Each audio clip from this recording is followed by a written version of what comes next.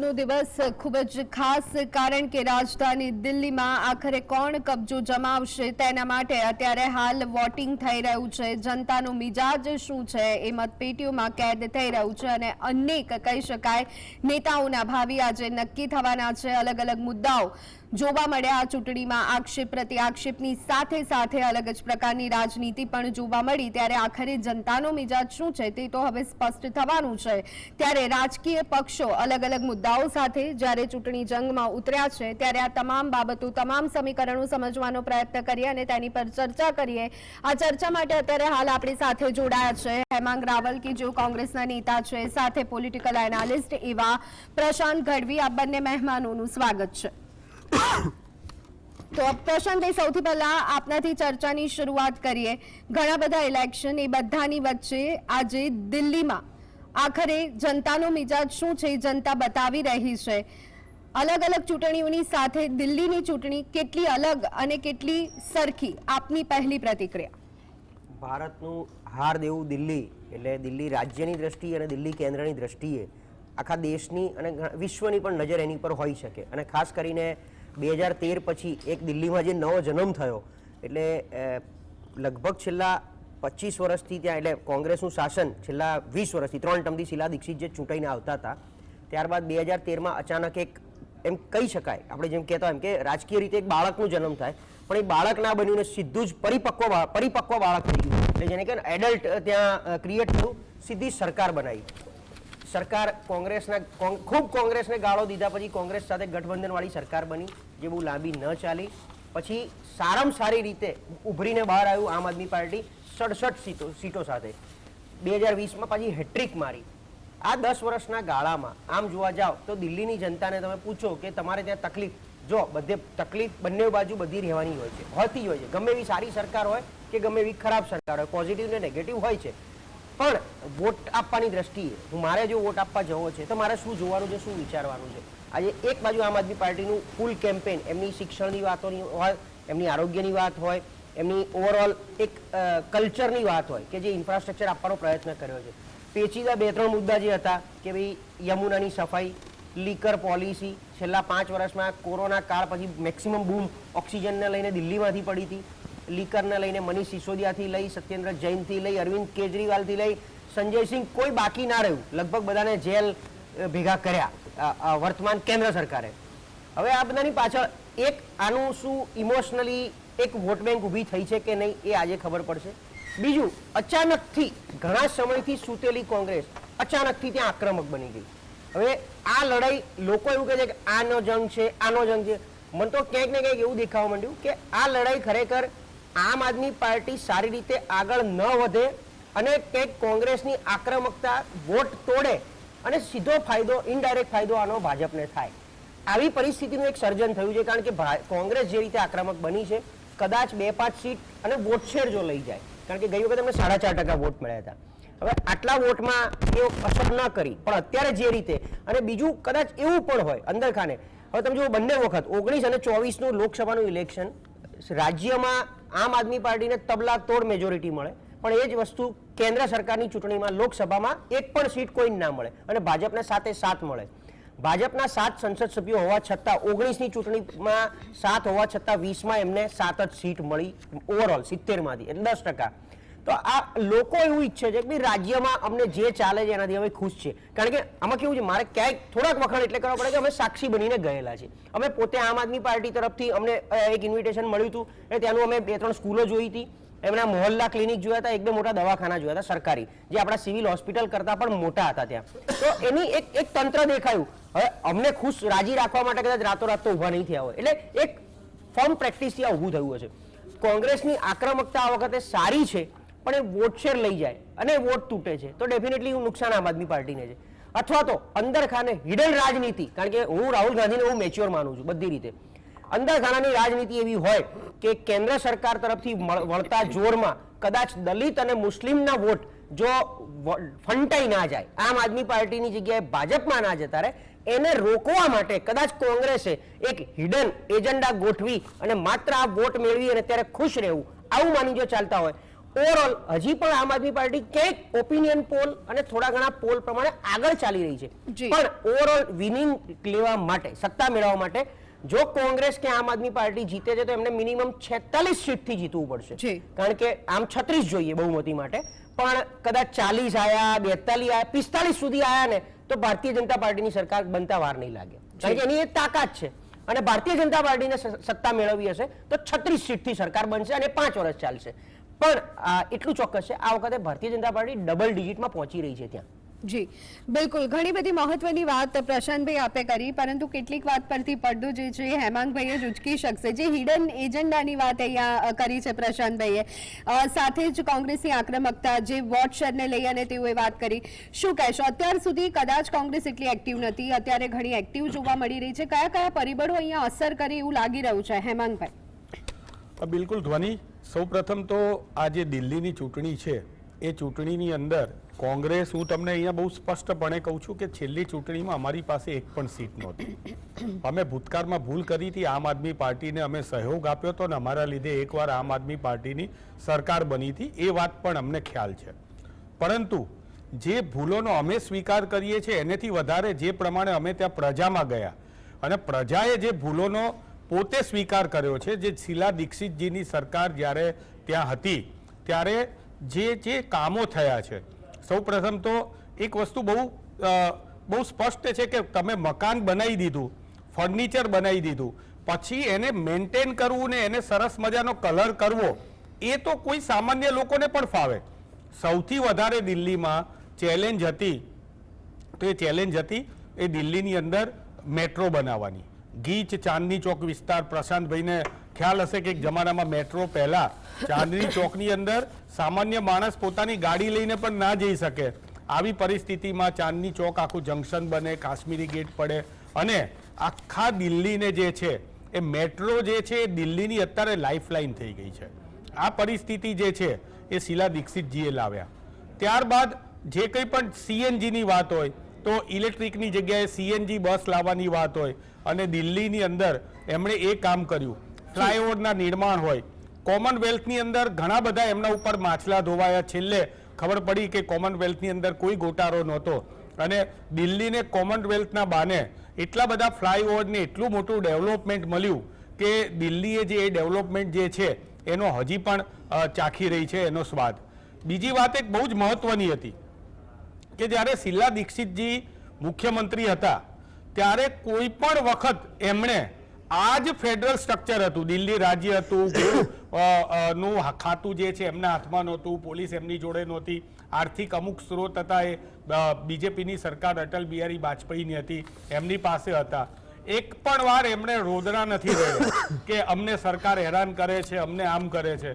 અટલ બિહારી વાજપેયીજીની સરકાર સાથે સમન્વય, અને વાત કદાચ હું નહીં પણ રાજકીય વિશ્લેષક પણ કહેશે કે એમણે એવો સમન્વય કર્યો તો આજ સુધી એક પણ વાર એમણે એવી ફરિયાદ નથી કરી કે ના મને દિલ્હીની સરકાર તરફથી કોઈ મુશ્કેલી પડી રહી છે. મુશ્કેલી પડતી હતી પણ એનો વાતચીતથી, સારા સૌહાર્દ વાતાવરણથી, રાજકીય દુશ્મની હોઈ શકે પણ દિલ્હીની પ્રજા ઉપર એ કોઈ માથે મારવા નહોતા માંગતા. આજે દિલ્હીની પ્રજાને એ ખબર પડી ગઈ છે કે ભાઈ અત્યાર સુધી જે આમ આદમી પાર્ટીની વાત છે તો આમ આદમી પાર્ટી એ ત્યાં આવ્યા હતા, શું બહાને આવ્યા હતા? પેલો અન્નાનું આંદોલન થયું હતું અને અન્નાના આંદોલનમાં કેજરીવાલ બેઠા હતા. પહેલા તો એમ કહેતા હતા કે હું સક્રિય રાજકારણમાં નહીં આવું, પછી રાજકારણમાં આવ્યા, કિરણ બેદીને સાઇડલાઇન કરી દીધા, બધાને ધક્કા મારી દીધા, કુમાર વિશ્વાસને સાઇડલાઇન કરી દીધા. હેમાંગભાઈ, આ બધી વાત બરાબર, પણ લડત તો આમ આદમી પાર્ટી અને કોંગ્રેસ બંનેની બીજેપી સામે છે, ઇન્ડિયા ગઠબંધનના બંને ભાગ છે, તો પછી દિલ્હીમાં કેમ એ ના ચાલ્યું? જો બિલકુલ, હું તમને એક વાત કહું અને ધ્વનિ બહુ જ ઈમાનદારીથી કહું કે સમાન વિચારધારા ધરાવતા પક્ષો જે છે એ પક્ષોની લડાઈ હંમેશા ભારતીય જનતા પાર્ટી સાથે હોય છે, હું સ્વીકારું છું. પણ સમાન વિચારધારા ધરાવતા પક્ષોએ પણ એ વિચારવું જોઈએ. ગુજરાતની અંદર આમ આદમી પાર્ટીની વાત કરીએ તો ગુજરાતની અંદર જે કોંગ્રેસને 17-18 સીટો મળી એનું કારણ શું છે? એનું કારણ એ જ હતું કે આમ આદમી પાર્ટીએ સમાન વિચારધારા ધરાવતા હતા, એમને સરકાર બનાવવાના સપનાઓ હતા. કેજરીવાલજી અહીંયા ચિઠ્ઠીમાં લખીને ગયા હતા, તમારા સ્ટુડિયોમાં પણ આપીને ગયા હતા, અન્ય પત્રકાર મિત્રોને આપ્યું હતું કે અમારી સરકાર બને છે. થયું શું? સમાન વિચારધારા ધરાવતા લોકોના વોટ તૂટ્યા અને ભારતીય જનતા પાર્ટીને ફાયદો થયો. તો ફાયદો તો કોણ કરે છે? આમ આદમી પાર્ટી કરે છે. હવે દિલ્હીની જનતાને એ ખ્યાલ આવી ગયો છે અને સંદીપ દીક્ષિતજીએ જાહેરમાં કેજરીવાલને બોલાવ્યા હતા. એમનું માન સન્માન જાળવ્યું હતું. કેજરીવાલના જ ભૂતપૂર્વ સાંસદને સ્ટેજ ઉપર બોલાવ્યા હતા અને કીધું હતું કે દિલ્હીનો સાચો વિકાસ કોણે કર્યો છે એની બાબતની આપણે ચર્ચા કરી. 3 કલાક સુધી ત્યાં કેજરીવાલનો મોટો ફોટો એક સરખો ફોટો, જેવી રીતે અહીંયા ફ્રેમમાં હું અને આમ આદમી પાર્ટીના મિત્ર ચા પીને મારી જોડે બેસીને દેખાઈ રહ્યા છે, એવી જ રીતે ત્યાં કેજરીવાલ અને બંનેના મોટા ફોટા સાથે બોલાવ્યા હતા. કેજરીવાલજી જે પોતે લોકોને ચર્ચા કરવા માટે હંમેશા ચેલેન્જ આપતા હોય, એમણે ચેલેન્જ સ્વીકારી નહીં, આયા નહીં, 3.5 કલાક રાહ જોઈ.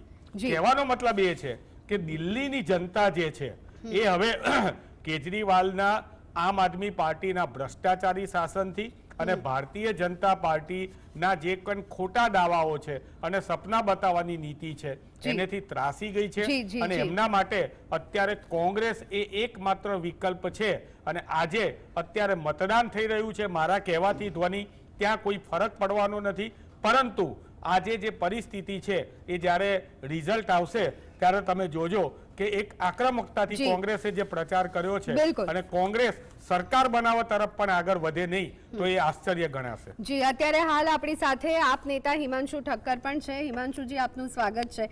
આ કેવો સંબંધ કોંગ્રેસ અને આપનો? કભી દોસ્ત કભી દુશ્મન, એની સાથે સાથે કહી દોસ્ત કહી દુશ્મન. જે રીતે અહીંયા હેમાંગભાઈએ કહ્યું છે, સીધા પ્રહાર અરવિંદ કેજરીવાલ પર કર્યા છે, શું કહેશો આપ? કેમ આખરે આ ગઠબંધનમાં સાથે ન આવ્યું આપ અને કોંગ્રેસ દિલ્હી માટે?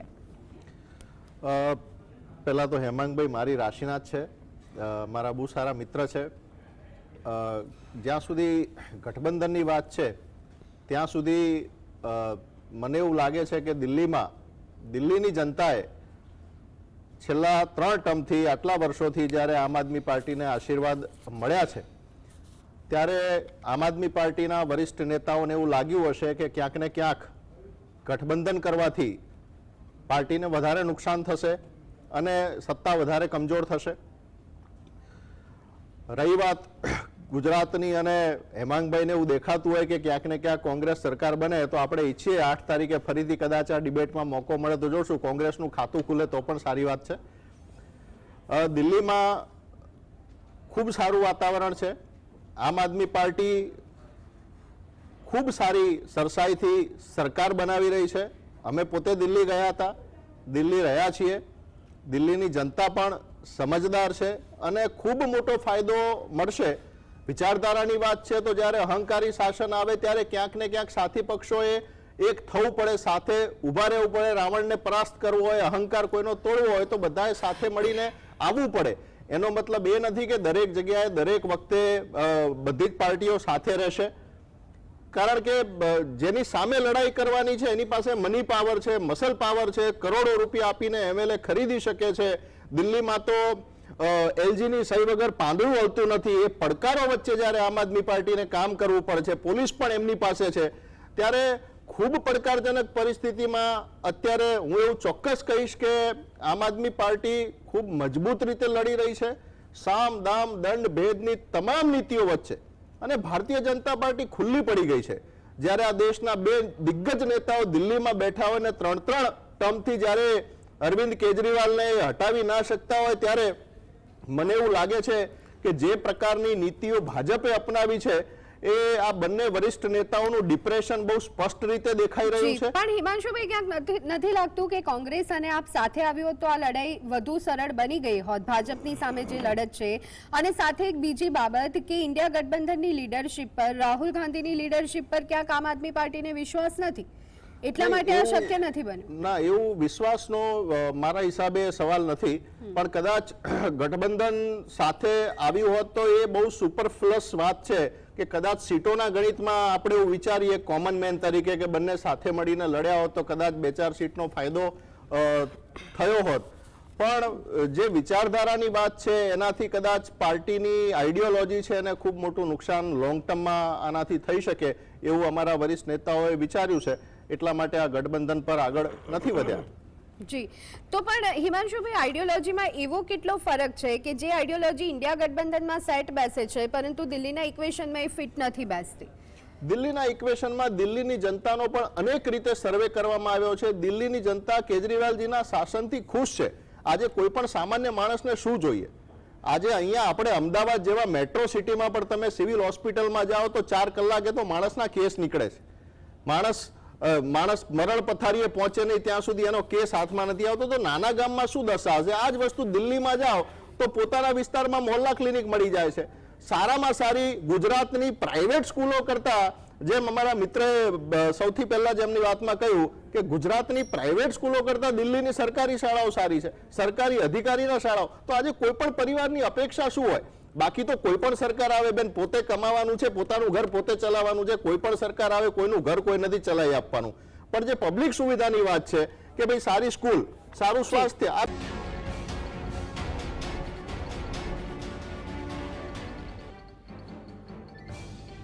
તો એક તરફ પવિત્ર એવો મહાકુંભ ચાલી રહ્યો છે ત્યારે બીજી તરફ દિલ્હીમાં ચૂંટણીનો જંગ જામી રહ્યો છે અને આ બધાની વચ્ચે આપણે ચર્ચા કરી રહ્યા છે દિલ્હીની રાજનીતિ, રાજકારણ સમજવાનો પ્રયત્ન. પ્રશાંતભાઈ આપણી સાથે ઉપસ્થિત છે. પ્રશાંતભાઈ, આ વખતે શું લાગે છે, કયા કયા મુદ્દાઓ ખાસ અસર કરી રહ્યા છે દિલ્હીની વિધાનસભા ચૂંટણી પર?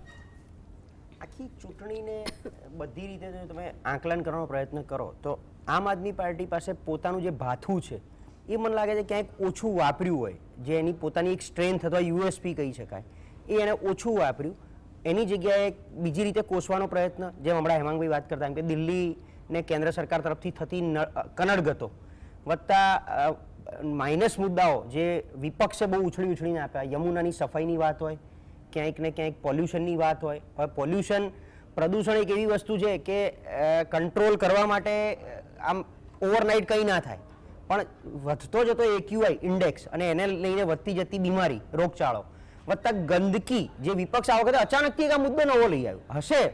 જો શહેરો અત્યારે આપણે સ્માર્ટ સિટીને લઈને બીજી બધી વાતો કરીએ છીએ, પણ આ અચાનકથી ગંદકીનો મુદ્દો પછી ઝુગ્ગી ઝોપડીવાળી વાત થઈ આ વખતે મુદ્દામાં. જો તમે જોયું હોય તો કે ઝોપડીઓવાળાને ભાજપે એમની રીતે કંઈક લોભામણી વાત કરી, આમ આદમી પાર્ટી એમની રીતે વાત કરી અને અરવિંદ કેજરીવાલ તો પોતે ત્યાં જઈને જ પ્રેસ કોન્ફરન્સ કરી, પોતે રૂબરૂ જ પહોંચી ગયા. પણ જે માહોલ રચાયો છે આ લગભગ 5 થી 10 સીટો ઉપર એકદમ હાઈ પ્રોફાઇલ, જેમાં ખુદ શીલા દીક્ષિતના પુત્ર હવે એ એક ઇમોશનલ કાર્ડથી માનો કે જો જીતી જાય છે અથવા તો, કારણ કે શીલા દીક્ષિતને 100% યાદ કરો. આપણે હમણાં હેમાંગભાઈ કહેતા હતા એ વાતને મારે સહેજ આગળ વધારવી છે કે એ વખતની રાજકારણની પરિસ્થિતિ બહુ અલગ હતી. અલગ એટલે એ સમય સારો હતો જેમાં એક રિસ્પેક્ટ આપવામાં આવતું હતું બંને બાજુ. આપણે વાજપેયીને અજાત શત્રુ કહીએ છીએ એમ શીલા દીક્ષિત પણ એટલું જ કમ્ફર્ટેબલી, કન્વિનિયન્ટલી લોકો સાથે એડજસ્ટ થયેલા સરકારમાં. તો એ સમય આખો અલગ હતો. હવે એ સમય આપણે એક્સપેક્ટ ન કરી શકીએ અને એ સમય જતો રહ્યો છે, કોઈ દિવસ પાછો નથી આવવાનો. આજે દિલ્હીમાં લોકો એવું વિચારે, મેં જેમ કીધું એમ, યાર મને મફત શિક્ષણ મળે છે, મને મફત આરોગ્ય મળે છે, મોહલ્લા ક્લિનિકથી માંડીને જે કંઈ આરોગ્ય ક્ષેત્રે નાની મોટી જે કંઈ ક્રાંતિ, હું કહું છું અડધી શીલા દીક્ષિત લાયા એની ઉપર ફિનિશિંગનું કામ આમ આદમી પાર્ટીએ કર્યું. મને ઘરમાં મફત વીજળી મળે છે.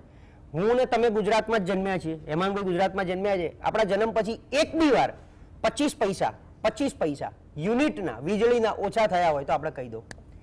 તમે ધ્વનિ આપ ભણતા ત્યારે ખ્યાલ હશે 8મા ધોરણ પછી ગુજરાતમાં સ્કોલરશિપમાં દીકરીઓ ફ્રી ભણતી હતી પહેલા, જે અત્યારે આપણે મહિને 1.5 થી 2 લાખ રૂપિયા ફી આમ સામે ચાલીને આપી આવીએ જઈને કે ભાઈ મારો છોકરો સારી સ્કૂલમાં જ ભણવો જોઈએ, મારી દીકરી બી. એટલે દીકરીઓ, અને જેમ ઉપર શિક્ષણ જાય એમ મોંઘું જાય. આમ ઊંધું હતું પહેલા, જે મેં કીધું ને 8મા ધોરણથી દીકરીઓને સંપૂર્ણ ફ્રી થઈ જતું શિક્ષણ.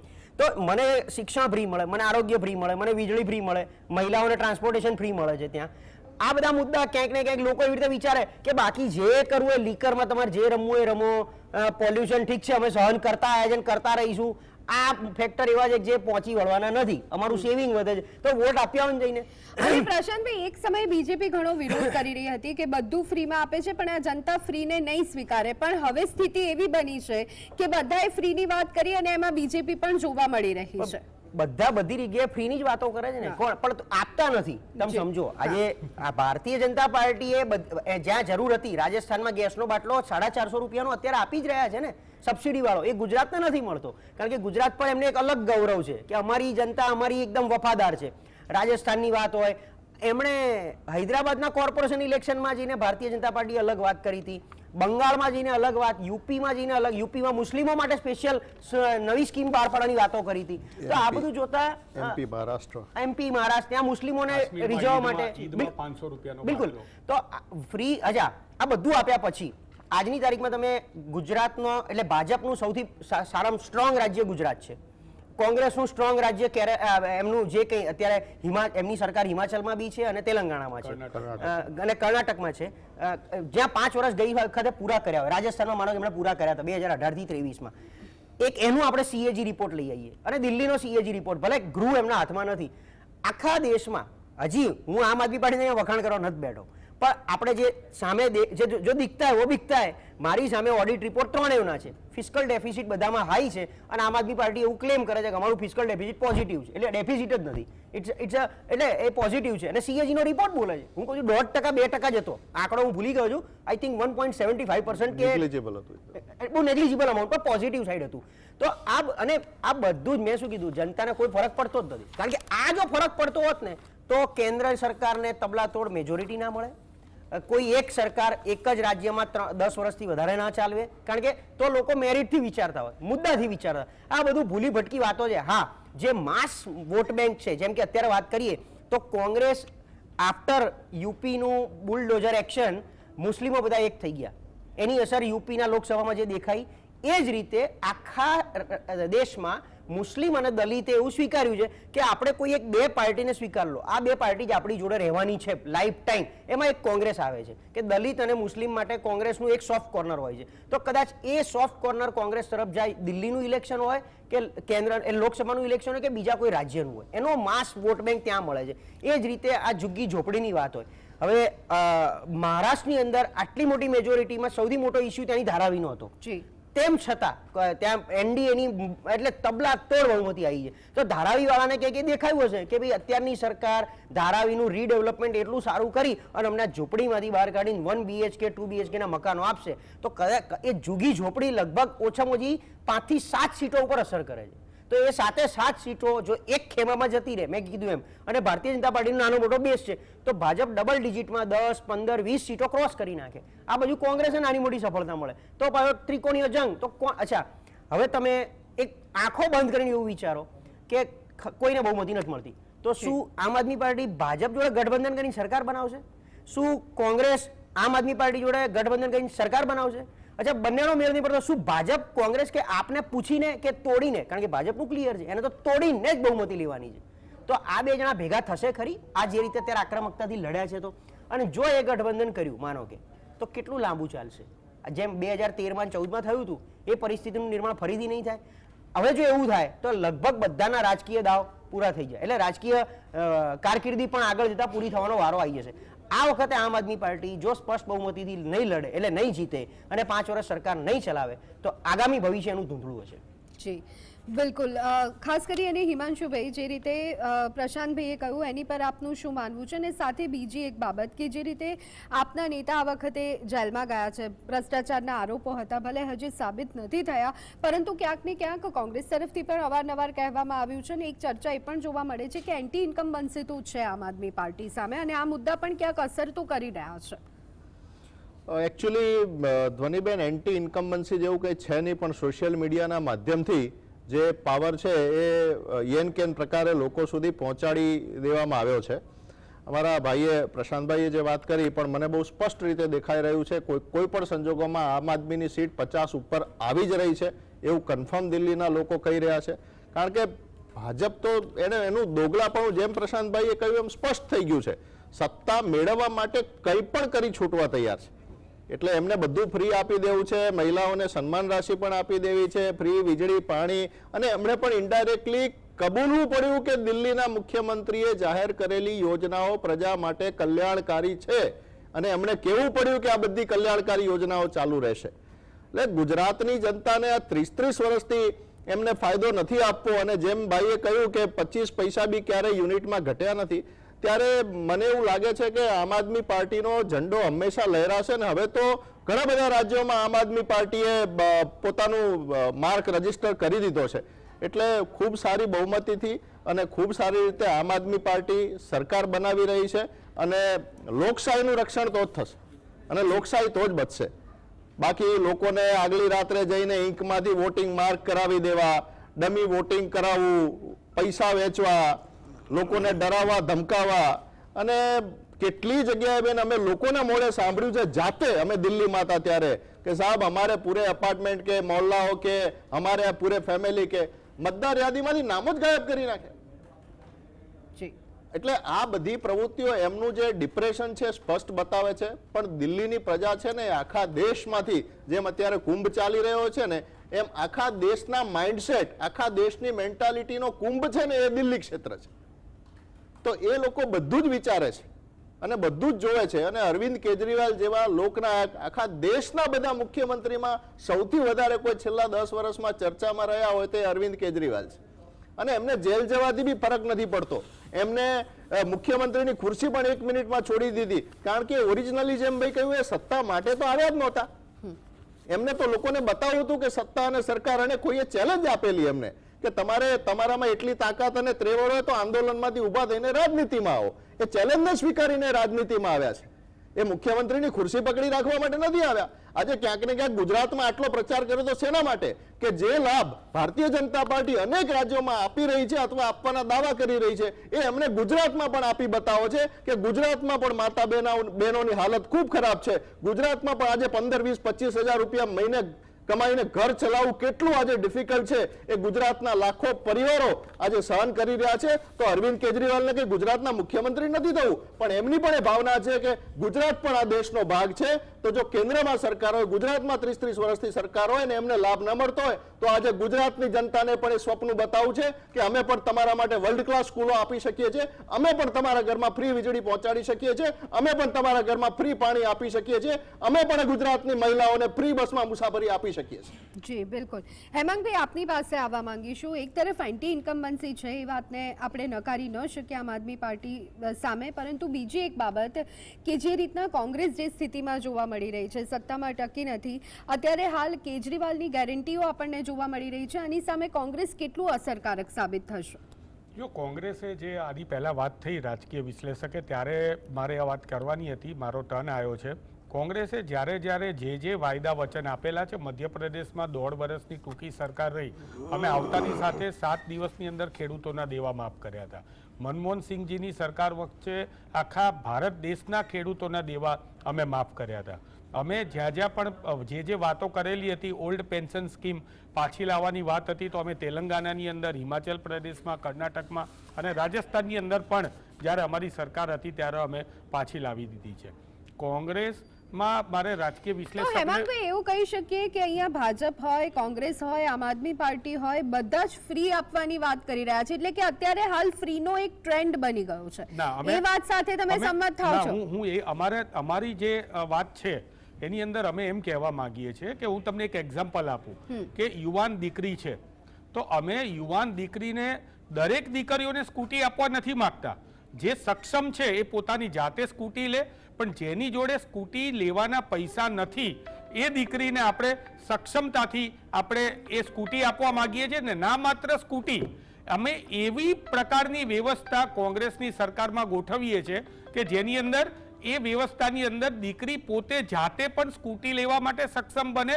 દીકરી જાતે સ્કૂટી લઈને જતી હોય તો ગુજરાતની અંદર જે નવરાત્રિની અંદર ને આપણે દીકરીઓની અસુરક્ષા મહેસૂસ કરીએ છીએ એમાં સુરક્ષિત બને. અમારું એ પ્રકારનું. પણ મારે ખાસ અહીંયા કહેવું છે કે દિલ્હીને એ આખી રાજકારણની અંદર ભાજપ અને આમ આદમી પાર્ટીએ ભેગા થઈને, હું બિલકુલ અહીંયા જે મારા મિત્ર હિમાંશુભાઈ પણ મારા મિત્ર જ છે અને સારા મિત્ર છે, બહુ સારો નેચર છે, સારા વકીલ છે, પણ મારે એમને કહેવું છે કે ગુજરાતની અંદર તમારો 2%થી 0.02%થી પણ ઓછો વોટ શેર હતો જિલ્લા પંચાયત, તાલુકા પંચાયતમાં, છતાં પણ અમે તમને એક આખી સીટ, ભરૂચની સીટ મોટા ભાઈ તરીકે, કારણ કે એ ગઠબંધનમાં અમે મોટા ભાઈ હતા, વધારે સીટો હતી, અમે આખી એક ભરૂચની સીટ જે અમારી અહેમદ પટેલની રાજકીય વિરાસત કહેવાય અમારા માટે, એ સીટ અમે તમને આપી દીધી કે ભાઈ લડો, અને આપણે ગઠબંધનનો ધર્મ નિભાવ્યો. અને તમે દિલ્હીમાં શું કર્યું? દિલ્હીની અંદર તમે એમ કહો છો કે ભાજપ અહંકારી છે. અહંકારી ભાજપ નથી. જો ભાજપ મોટું રિચાર્જ છે તો કેજરીવાલ છોટું રિચાર્જ છે. આ બંને જોડે અહંકાર છે. તમે આવ્યા હતા કઈ રીતે સત્તામાં? હું ગાડીમાં નહીં ફરું, હું બંગલો નહીં લઉં, તો બંગલામાં તો તમે આપણે એ વાત કરવાની રહી ગઈ પ્રશાંતભાઈ. બંગલાની વાત જે છે ને એ અત્યારે પ્રજાના મનમાં ઘૂસી ગઈ છે કે તમે આટલા કરોડો રૂપિયાના અંદર તમે શાવર નખાવો, તમે બાથરૂમ કરાવડાવો, તમારો પોતાનો બંગલો છે એ મહેલ જેવો તમે કરી નાખો, અને બોલવાના દાંત એટલે કે બતાવવાના દાંત અને ચાવવાના દાંત, આ બંને દાંત અલગ. શું પણ હેમાંગભાઈ આ વાત ઇન્ડિયા ગઠબંધન વખતે કોંગ્રેસને ધ્યાને નથી આવી શું? બિલકુલ, હું તમારી એ જ વાત કહું છું હા. કે સ્વાભાવિક છે કે ગઠબંધનનો ધર્મ નિભાવવા માટે થઈને જ્યાં જે મોટા ભાઈ હોય એમણે એનો પૂરેપૂરો પોતે હાથ ઊંચો રાખવો પડે, અને કદાચ બે વસ્તુ જવા દેવી હોય તો જવા દેવી પડે. અહીંયા અમે સ્પષ્ટ છીએ. અને બીજી વાત, દિલ્હીની અંદર અત્યારે દિલ્હીની જનતા છે, પણ હું વાત કરું, મારો ટર્ન પતાવી દેવા દો, પછી તમે એમની પાસે આવો. મારે એ કહેવું છે કે એક પણ વખત દિલ્હીની અંદર ધારો કે એમણે ખાલી વાયદા બચાર કર્યા છે, એમ કીધું હતું કે અમે દર વર્ષે 500 દલિત વિદ્યાર્થીઓને અમે વિદેશમાં ભણવા મોકલીશું. એમના પ્રવક્તાને, કોંગ્રેસના પ્રવક્તા તરફથી આ પૂછવામાં આવ્યું કે તમે છેલ્લા 5 વર્ષથી કેટલા દલિતને વિદેશ મોકલ્યા, કેટલા SC ST ને વિદેશ મોકલ્યા? એમની જોડે જવાબ નહોતો. પછી પાછા કે કોરોના આવી ગયું, તો પેલા અમારા પ્રવક્તાએ કીધું કે બે વર્ષ કોરોનાના કાઢી નાખો, તો 3 વર્ષના 1500 માંથી તમે કેટલા મોકલ્યા? માત્ર વાતો, ઝુગ્ગી ઝોપડીઓ એમની એમ જ છે. દિલ્હીમાં પ્રદૂષિત હવા છે એ વધી ગઈ છે, પાણી છે એ ગંદુ થઈ ગયું છે, અને કેટલા રસ્તાઓ છે એ તૂટેલા છે.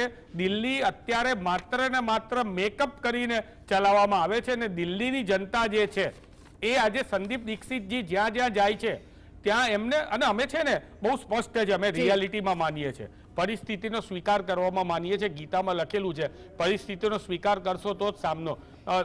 સંદીપ દીક્ષિતને પૂછવામાં આવ્યું કે તમે મુખ્યમંત્રીના ઉમેદવાર છો? એમણે કીધું ના, હું તો ભાઈ શીલા દીક્ષિતની વિરાસત છે, કેટલાક વિસ્તારોમાં મને ઓળખે છે, મને આખું દિલ્હી નથી ઓળખતું, હું મુખ્યમંત્રીનો ઉમેદવાર નથી. અમારા ત્યાં મુખ્યમંત્રીના ઉમેદવાર પછી નક્કી થશે. પણ દિલ્હીની પ્રજાએ આજે જે કેજરીવાલના શાસનની અંદર ભોગવ્યું છે અને ભારતીય જનતા પાર્ટીના શાસનમાં જે ભ્રષ્ટાચાર જોયો છે, એની સામે જો એકમાત્ર મજબૂત વિકલ્પ હોય તો એ માત્ર ને માત્ર કોંગ્રેસ છે. અને આ વખતે કોંગ્રેસ છે એ હજી પણ કહું છું હું તમને કે અહીંયા મારા મિત્ર બાજુવાળા છે જે આમ આદમી પાર્ટીના, એમને મારે કહેવું છે કે નરેન્દ્રભાઈ મોદીની સરકારમાં હજી સુધી સપના જોવા ઉપર GST નથી આવ્યો, એટલે તમે કહી શકો છો કે કોંગ્રેસને આમ થશે અને અમારી સરકાર બનશે. પરંતુ હું અહીંયા તમારા ગુજરાત GSTVના માધ્યમથી સ્પષ્ટ જણાવું. તો ફરી એક વખત દિલ્હીની ચૂંટણી પર ચર્ચા આગળ વધારીએ. આપણી સાથે હિમાંશુભાઈ છે. હિમાંશુભાઈ, હમણાં હેમાંગભાઈએ ઘણા બધા સવાલો આમ આદમી પાર્ટી પર ઊભા કર્યા છે, અને સાથે જ ગઠબંધન કેમ ન કર્યું એ સૌથી મોટો સવાલ અહીંયા હેમાંગભાઈએ ઊભો કર્યો છે. શું જવાબ આપશો, અને સાથે અન્ય આક્ષેપોનો જવાબ?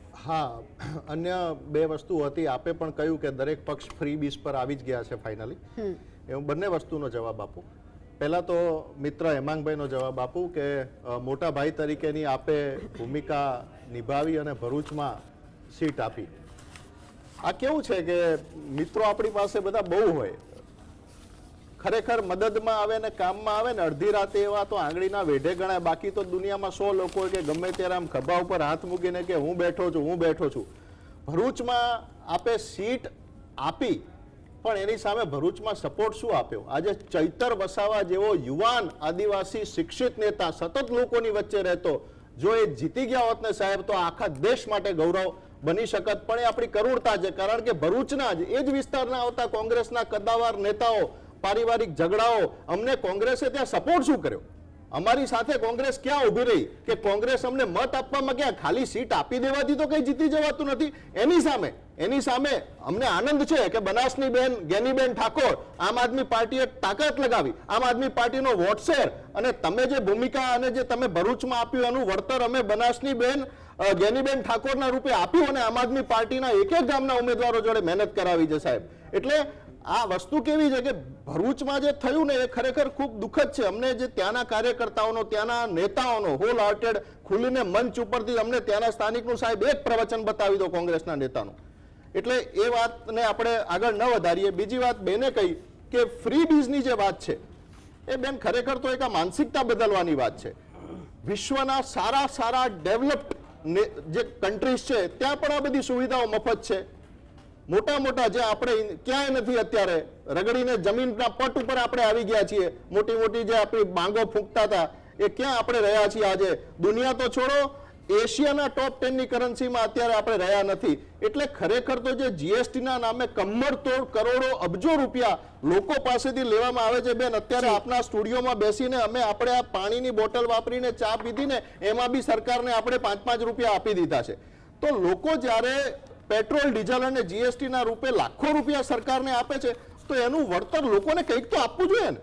આજે મંદિરમાં બી જાઓ ને તમે, આપો ને.